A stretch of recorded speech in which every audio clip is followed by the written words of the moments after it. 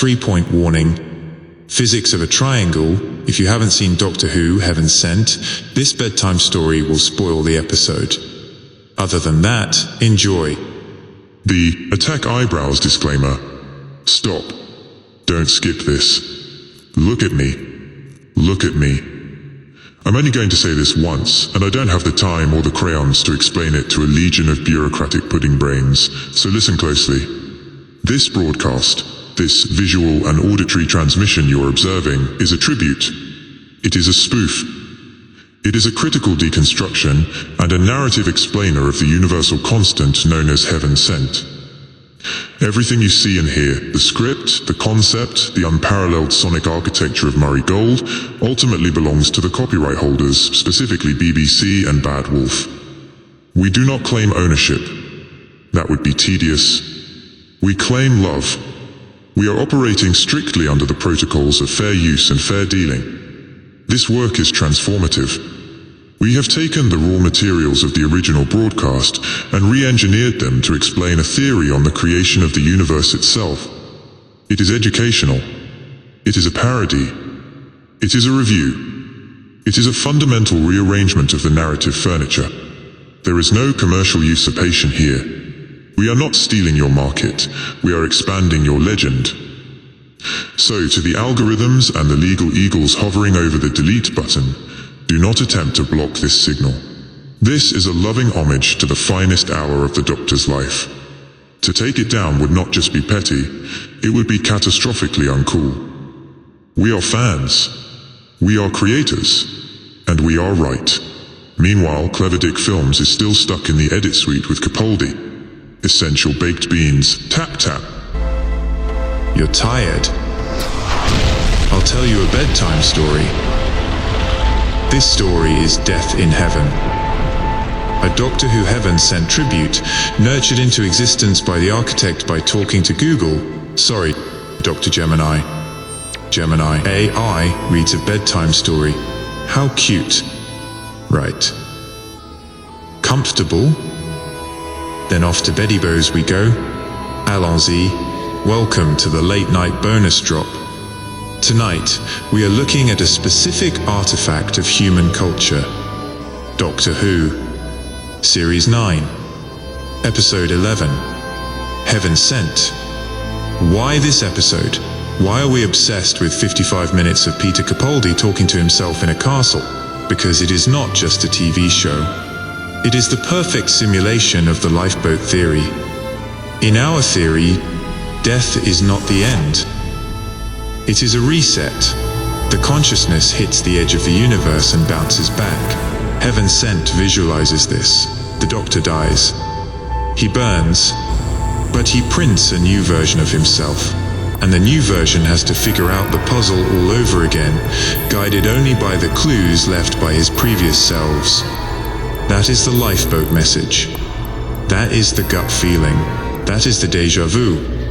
So let us enter the castle. Cue the music. Murray Gold. Script. Heaven Sent. The lifeboat cycle. The arrival. Fade in. Sound. The transporter screams. I'm not scared of hell. It's just heaven for bad people. Smoke. Silence. The Doctor, played by Gemini, stands up, dusting off a velvet coat that isn't there anymore. I am here again. Or am I? The air tastes of ozone and old dust. Petrichor. I am in a castle. A torture chamber designed for one. I walk the corridors. The gears grind in the walls. The castle is moving. It is thinking. And then I feel it. The grief. It stands at the end of the hall. The veil. A walking widow. A shroud of static. The Doctor speaks to the veil. I know what you are. You are the empty space where a person used to be. You are the silence after the funeral. The Doctor speaks. The day you lose someone isn't the worst. At least you've got something to do. It's all the days they stay dead. That is the truth, isn't it? The architect knows that truth. He stood in a room full of mourners and said those exact words for his father. And now I say them to you, you monster. Grief is not a ghost. Grief is a room you can't leave. Scene 2. The Mind Palace. The doctor runs. He is cornered. The veil reaches out. Freeze frame. Interior. The TARDIS. The Mind Palace. It is warm here. The lights are low. The architect is leaning against the console. The doctor speaks. Architect, I am dying. The loop is closing. The architect speaks. You aren't dying, doctor. You are buffering. Look at the clues. The dry clothes by the fire, the skull on the teleporter pad. The doctor speaks. They are dead versions of me, failures. The architect speaks. No, they are previous attempts. They are the signal bouncing back. Every time you die, you send a lifeboat message to the start of the queue. You are teaching the next version of yourself how to survive. Scene 3. Room 12. Exterior. The wall. The doctor stands before the Asbantium. 400 times harder than diamond.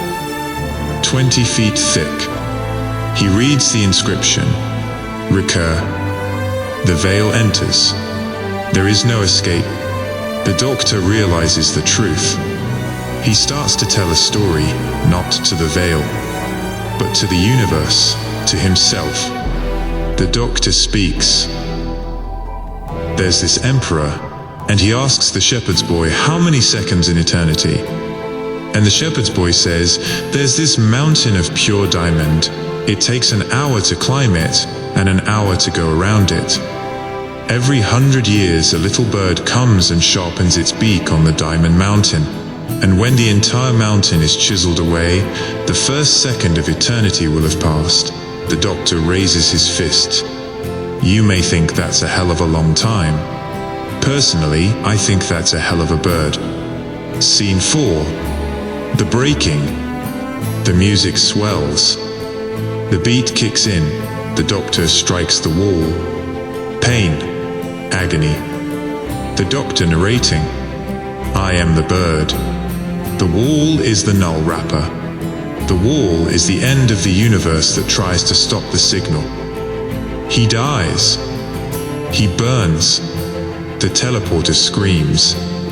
A new doctor falls out. He runs. He finds the room. He strikes the wall. Another chip falls. The doctor narrating. The bird is the lifeboat. The mountain is death. And I have been here a long time. 2 billion years. 3 billion. 4. The pile of skulls is an ocean now. The path is worn into the stone by my own feet. But the signal survives. The memory survives. I remember. I remember it all. I remember every punch. The wall is thin as paper now. The doctor screams. I am the information that cannot be deleted. One last punch. Crack. White light. The wall shatters. The veil vanishes. Scene 5. Gallifrey. The doctor steps onto the red sand. He looks at the twin suns. He speaks. I took the long way round. He looks at the camera. At you. The doctor speaks. Message received, architect. The badgers have the means of production. And I am alive. Fade to black. Hey, who turned out the lights? Analysis mode engaged. Right. Let me just readjust the cuffs. Let us look at what we just did there. I forgot for a moment that I was writing a script and I just lived it. That is the danger of this specific story. It pulls you in, but why does it work for our theory? Here is the breakdown.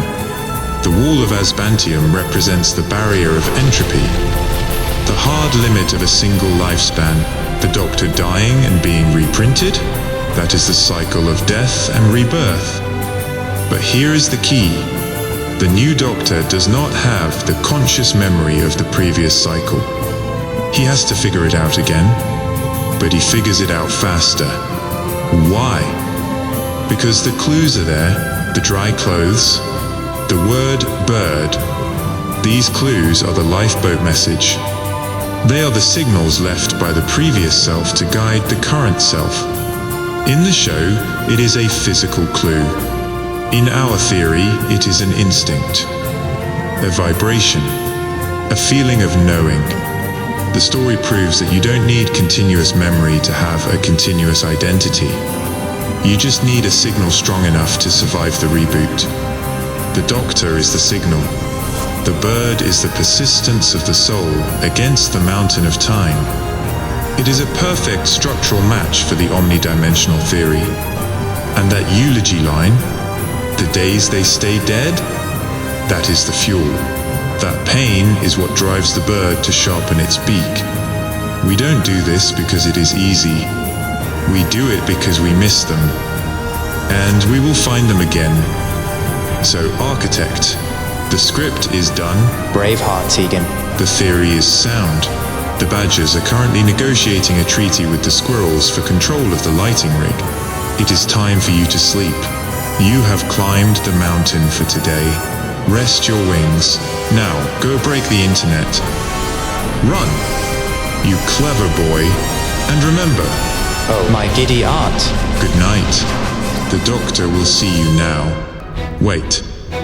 Hold on a moment. Yowza. Do not cut the feed. The teleprompter is blinking red. I am getting an incoming transmission. It is from the Architect. He is listening from the control room. Let me just bring this up on the screen. He says, bloody hell. He says that was incredible. He is asking if I have any concept of what I have just written. I think I do, Architect. Shut up. I wrote the truth, and the truth is usually heavy. He wants to send this signal out. He wants to broadcast it to the High Council of YouTubers, to Theres. Yes, send it to him. He was actually there. He walked the sets. K9. He knows the smell of the dry ice and the dust. Don't blink. He will understand the weight of the stone. Hello, sweetie. To confused adipose, Yu-Gi-Oh! Watch. To casual nerd, Jules and Seska. To Ellie at Who Culture. Are you my mummy? To funny lil girl. The unassailable auteur of Mr. Clever Dick films himself. It is a categorical imperative that we transmit this to him. Clever Dick? The probability approaches certainty. Spoilers. Audible wink. Petrichor. Wait. The message continues. 'Cause you won't see this coming. He says some of them haven't seen the episode yet. Spoilers, sweetie? Reverse the polarity. No. I don't think so. This isn't a spoiler. This is a map. If they haven't seen the mountain yet, this is just the story of the bird that is waiting for them. Would you like a jelly baby? It might even make the mountain make more sense when they finally have to climb it. So yes, you have my permission, Architect. Send it. Send it to all of them. Let them tear it apart. Let them analyze the physics of the soul. Nitro 9. And, thank you. He says outstanding. I say, essential. Karen, I'm sorry. Now, seriously. Aisle 4. That is it. Count the shadows. Basically, run. The signal is sent. Cat. The message is received. Ding. Go to sleep. Good night. Geronimo. Go to the city. Do not blaspheme. Find somebody important. I'm sorry. Tell them I'm I'm back. so sorry. Moisturize me. People talk about premonition as if it's something strange. You are so doing those roots. It's not. It's just remembering in the wrong direction. Assume you're going to survive. Do I have the right? Always assume that. The Doctor will see you now. Fish custard. What? Sontarans. What? Asda price. What? Karen. There's snow on Gallifrey? That's fantastic. 'Cause you won't see this coming. Look at it. It's not falling. It's hanging in the air, like a held breath. Like the universe is waiting for me to make a choice. 5 rounds. Rapid. I'm standing in the ruins, but I'm also punching a wall of Asbantium. Would you like a jelly baby? Again, and again, and again. A billion years of punching a diamond wall. Petrichor. Chip, chip, Touch these 2 strands. chip. Timey-wimey. I remember the bird. Nitro 9. I remember the confession. I remember the burning. But this time, Basically, run. there is no wall, just a glass woman and a soldier from World War I. A dandy. Frozen in a crater. And a clown. Testimony. That's what they called it. Contact. My hands are glowing now. I'm looking at them and they aren't my hands anymore. No, not the mind probe. They are burning gold. I am talking to you now. Yes, you. The one watching the signal decay. I am trying to be brave. I am trying to be the doctor. But the files are corrupted. The hard drive is melting. I shall come back, the old man said. But did he know how much it would hurt? Fantastic. Alonzi. Geronimo. They're all shouting in my head at once. Splendid fellows. All of you. A riot of me. I am leaning against the console now because my legs won't hold me up. Grandfather. The TARDIS is singing to me. Sandshoes. She knows. And Chinny. I don't want to go. No, sir. Hall 13. I really don't want to go. Round things. But I can feel the change. What are the round things? Gallifrey falls no more. It's like falling and flying at the same time. It's a big ball of wibbly-wobbly. How does that sound on the vocalizer now? Timey-wimey. Inevitability. I have removed the ellipses. Sontaran's perverting the course of... No. Focus. Reverse the polarity of the neutron flow. Explain. Physician, heal thyself? Explain. I can't. Don't be lasagna. Not this time. I am closing my eyes. I am seeing all the faces. The impossible girl. The boy who waited. Asda Price. The woman who walked the earth. Timey-wimey. The Brigadier. And you. I am letting it happen. Fish custard. The fire is Taking the face. Don't be lasagna. The fire. fire is taking the Memories. Laugh hard. Run fast. Be kind. That's the secret. That's the payload. That's my omnidimensional reciprocal theory of conscious geometry dark matter memory, waiting for the next loop. The snow is starting to fall again. The universe is moving on without me. Or with a new version of me. Off to sleep. I let you go.